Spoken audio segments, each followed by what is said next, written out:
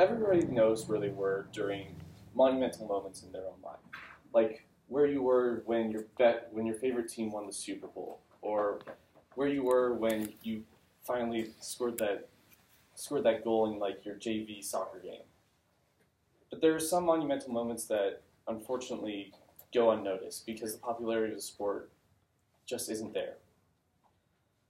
And it's unfortunate that Olympic weightlifting isn't quite at that point where the monumentality of these events isn't broadcasted everywhere.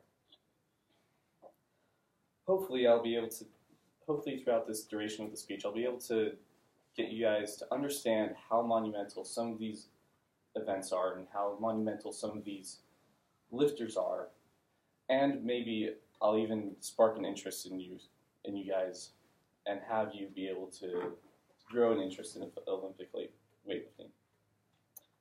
I've been following the sport for about a couple of years now, and I've been actually practicing it for the last year. It's been extremely fun, and it's also been extremely difficult. But in order to understand what Olympic weightlifting is, we kind of have to go through the format of this actual sport, the format of the competitions, and then you'll be able to understand how monumental these feats of strength are. Olympic weightlifting is a competitive sport that's derived from two main lifts.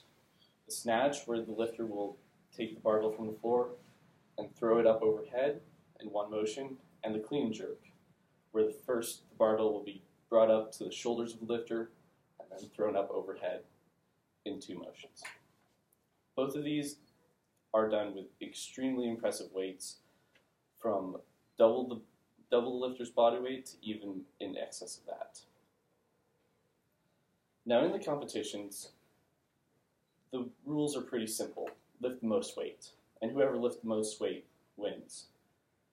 But when you're combining two different events, you add the two weights together in order to see who comes out on top. Now for each event, for both the snatch and the clean and jerk, each lifter is given 3 attempts in order to lift the weight.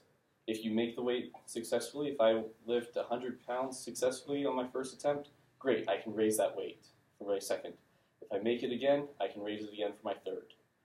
And all of these lifters, all 15 of these lifters who are competing against each other, are going back and forth, they're changing their weights, and they're trying to come out on top. And unfortunately, some of those lifters will also miss, and they'll bomb out of the competition and be disqualified.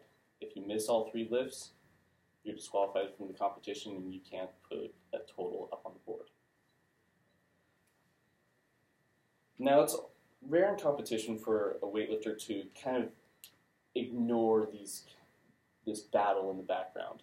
It's rare for that weightlifter to not necessarily play around with what everyone else is doing in the room. And it's really rare to see a weightlifter have their first attempt after almost everybody else has made all 3 of theirs.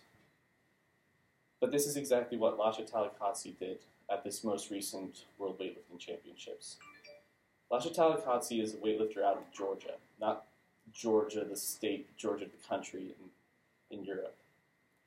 He's a super heavyweight, and he waited until everyone else had made their lifts before he came out for a snatch. He came out, 200 kilograms was on the board, 440 pounds, and he lifted it like it was easy. It looked light. It looked weightless. He raised the weight again to 210 kilos, lifted again, no problem. And for his final lift, following himself 2 times, in the span of 6 minutes, he lifts 220 kilograms, 484 pounds, like it was nothing. This was a new world record. It equaled his historical world record. But that's just half of it. Again, the same thing is true for the clean and jerk. He waits until everyone else has almost completed their lifts, and then he comes back out again. He clean and jerks 247 kilograms for his opener, 543 pounds. Comes out again for his second lift, 255 kilograms. He raises it again for his third lift, 264 kilograms. He lifts it like it was easy. It looked no different than his opener. This performance was unlike anything that the history of Olympic weightlifting has ever seen before.